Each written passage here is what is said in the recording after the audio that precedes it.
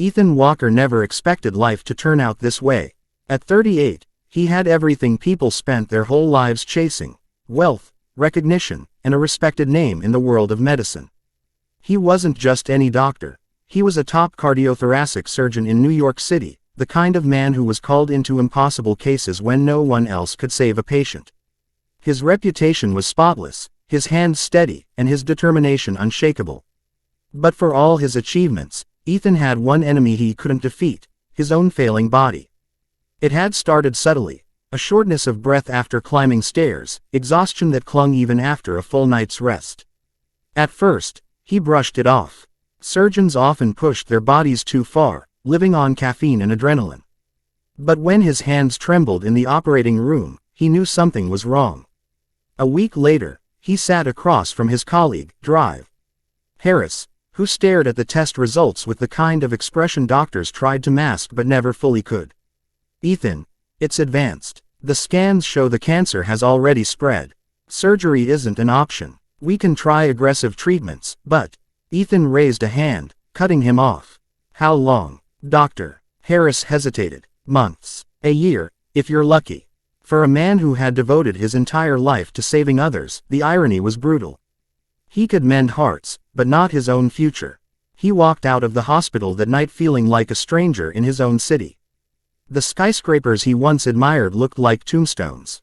The hum of traffic was a reminder that life went on, indifferent to the fact that his was running out.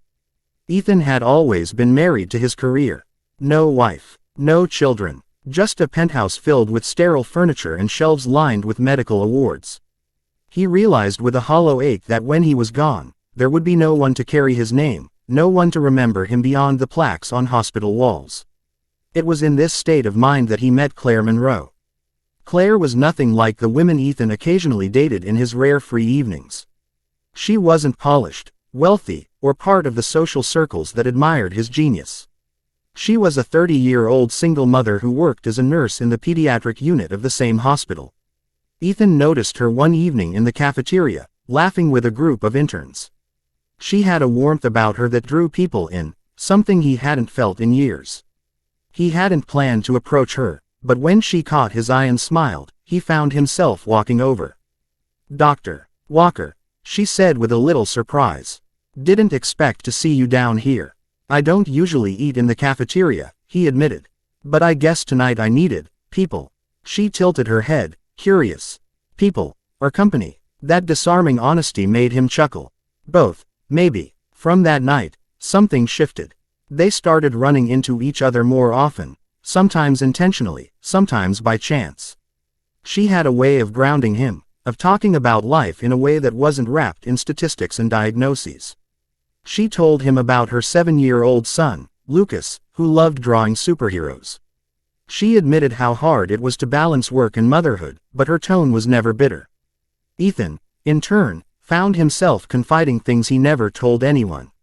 He didn't tell her about his diagnosis right away, but he spoke of regrets, of a childhood spent in libraries and labs while other kids played outside, of nights when the silence of his penthouse felt unbearable.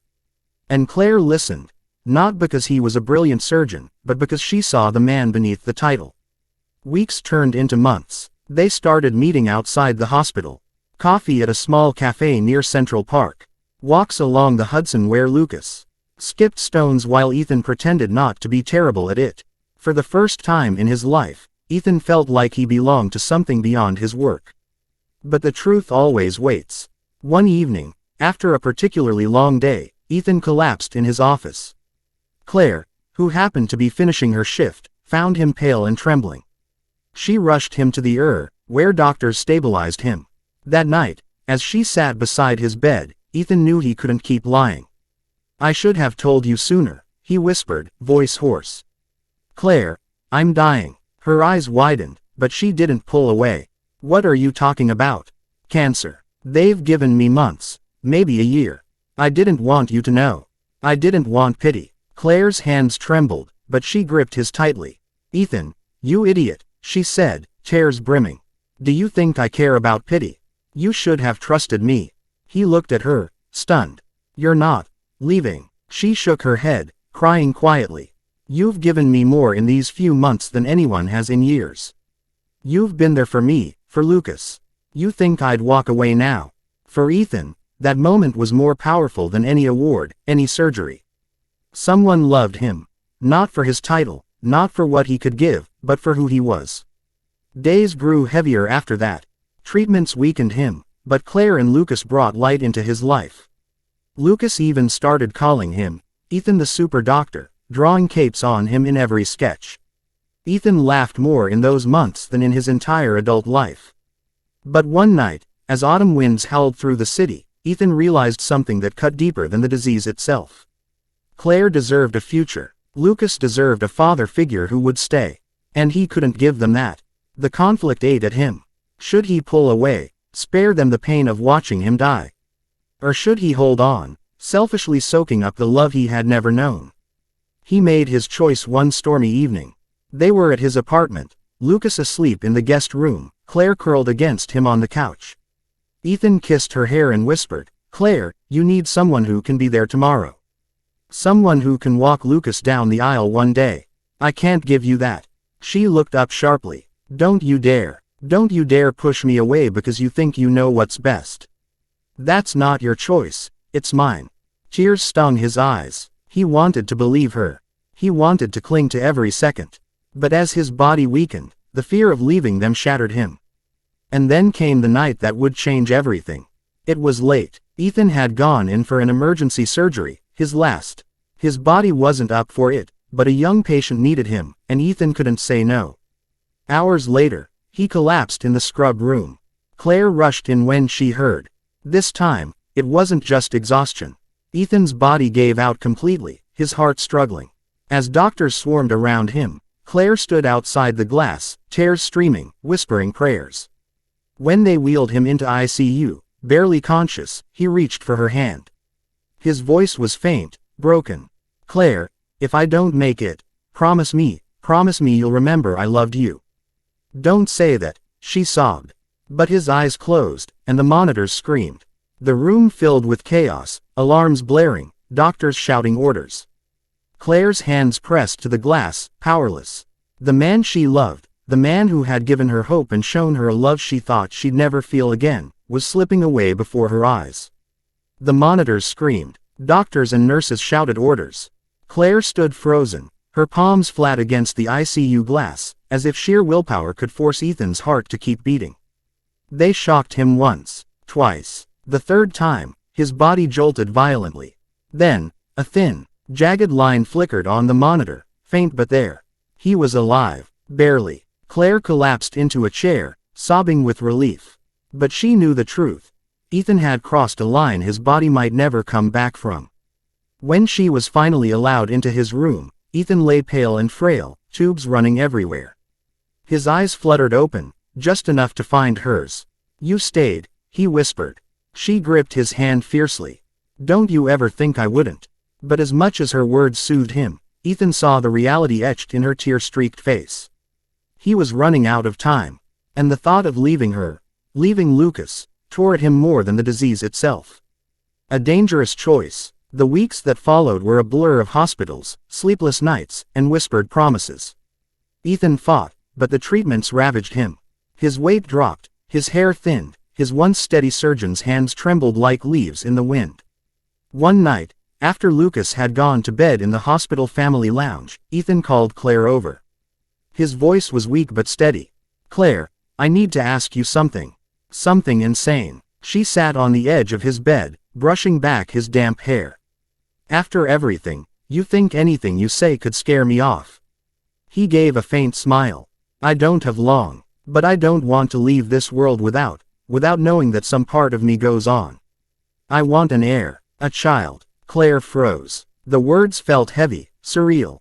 "Ethan, I know it's selfish," he said quickly. "I know it's asking too much. But I've wasted my life building walls. I don't want my story to end with just awards on a shelf. I want," his voice broke, "I want someone who carries my name, my blood, and I want it with you." Claire's heart pounded. She already had Lucas, and raising a child alone had nearly broken her before. But as she looked into Ethan's pleading eyes, she realized what he was really asking, not just for a legacy, but for hope. "I'll think about it," she whispered. The gift of tomorrow. Claire didn't answer him that night. Or the next. But the thought haunted her. She loved Ethan, more than she ever thought possible. He had changed her world, and Lucas's too. And though the future terrified her, one truth rose above the fear: she wanted a part of him to live on. Weeks later, she gave Ethan the answer. Yes. Tears filled his eyes, and for the first time in months, he felt like the man he used to be, not a patient, but a man with something to live for. The decision wasn't easy. Doctors warned against it. Ethan's health meant time was short, and Claire would likely face the pregnancy alone. But she stood firm. This was her choice, their choice. And when the test finally came back positive, Ethan wept openly in her arms. "You've given me more than life," he whispered. "You've given me forever." The shadow of goodbye. But joy was fragile. Ethan's condition worsened rapidly. His body was breaking down faster than anyone predicted. One evening, Claire arrived at his apartment with Lucas to find Ethan struggling to breathe. She rushed him to the hospital, but deep down, she knew the truth. This was the beginning of the end. Days blurred into one long vigil. Claire slept in the chair by his bed, Lucas curled in her lap. Ethan drifted in and out, sometimes lucid, sometimes lost in fever dreams. One night, when the room was quiet except for the steady beep of monitors, Ethan turned his head weakly toward Claire. "When I'm gone," he rasped, "promise me, you'll tell our child about me. Tell them I wasn't just a doctor. Tell them I loved them before I even met them." Claire gripped his hand so tightly her knuckles turned white. "Don't you dare talk like that. You're not gone yet." But he only smiled, faint and bittersweet. "You gave me the greatest romance of my life. That's more than I ever deserved." The climax. The storm came on a bitter winter night. Snow hammered the city, ambulances struggled through icy streets, and the hospital ran on emergency protocols. In his room, Ethan's breathing grew shallow. The machines beeped frantically, warning of the inevitable. Claire clung to him, whispering desperate words, while Lucas, too young to fully understand, cried quietly against her side. Doctors rushed in, but Ethan lifted a trembling hand. "No more," he whispered. "Please, no more." Claire broke down, shaking her head. "Ethan, no." But his eyes found hers. Calm, certain. "Let me go." The room fell into silence, the storm raging outside like a cruel echo. Ethan exhaled slowly, his hand still in hers. His eyes closed, and the monitors flatlined. Claire's scream shattered the room. Lucas sobbed. Nurses lowered their heads. The man who had saved countless lives had lost his own. Suspenseful turn. Weeks later, Claire found herself standing at Ethan's grave in the frozen earth of a quiet cemetery. Lucas clutched her hand, silent for once.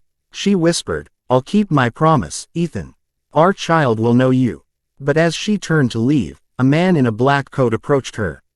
His face was partly hidden, but his voice was unmistakably firm. "Claire Monroe." "Yes," she asked warily. He handed her a sealed envelope with Ethan's handwriting on it. "He gave this to me weeks ago. Told me to deliver it only after the end." Her hands shook as she opened it. Inside was a letter. "Claire, if you're reading this, it means I've gone where I can't return. But I couldn't leave without giving you one last truth. Months ago, when I learned I was dying, I didn't just leave my estate to the hospital. I left it to you. To Lucas. To our child. Everything I built, everything I earned, it's yours now. But more than that, I left instructions for something else. In a private clinic, there's a file under my name. It contains something that may change everything. Trust me. Follow it. For you. For the baby." Her knees nearly buckled. A private clinic. Instructions. The suspense was unbearable. She clutched the letter to her chest, realizing Ethan had planned something far bigger than she'd ever known.